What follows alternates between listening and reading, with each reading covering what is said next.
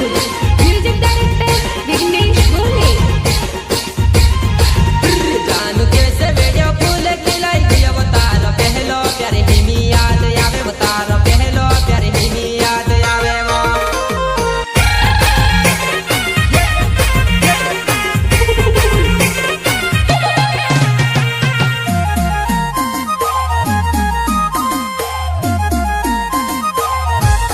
भंगरिया मामे वायसु करीने खरी खरी होय तेरी भूलती गुणेवा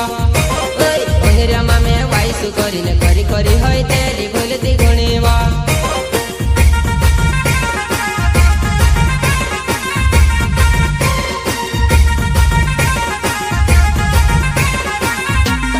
भंगरिया मामे वायसु करीने खरी खरी होय तेरी भूलती गुणेवा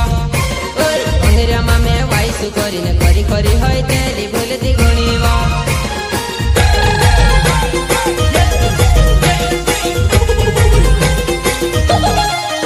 तारो भंगरियो भरल थैलो आपणे दिसको तुमने इज्जत मा रहती केने तो तुमने इज्जत मा रहती केने तो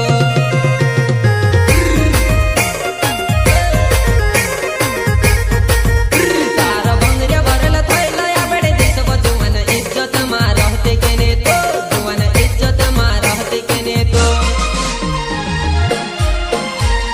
भंगरी भंगरी कोटली ने आई गया भंगरिया मांडली बबड़ी पड़ेवा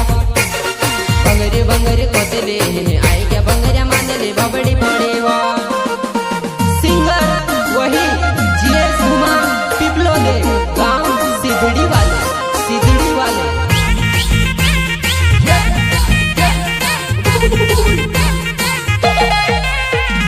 Srisha Recording Studio Palasood. Music director Vignesh Gole. जुवन जग कशा भरेल तारा गजरा ने पुंदा तोडिले सब तारा गजरा ने पुंदा तोडिले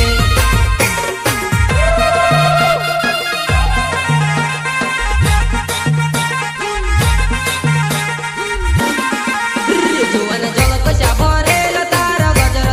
गजरा ने पुंदा तोडिले सब तारा गजरा ने पुंदा तोडिले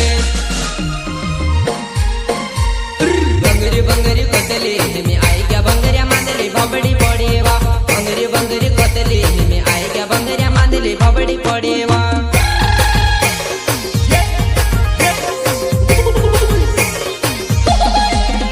किराड़े मुँह के से नानी मारा नावो में ते भंगरिया मातु से हेर तू पीरवो में ते भंगरिया मातु से देख तू पीरवा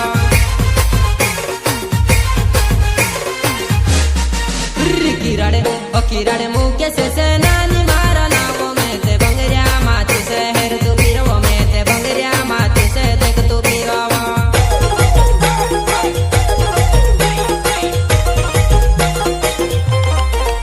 जुवन शांताराम से नानी मारा नावो आम गोलवा वड़ी वाला जुवान्या आम गोलवा वड़ी वाला जुवान्या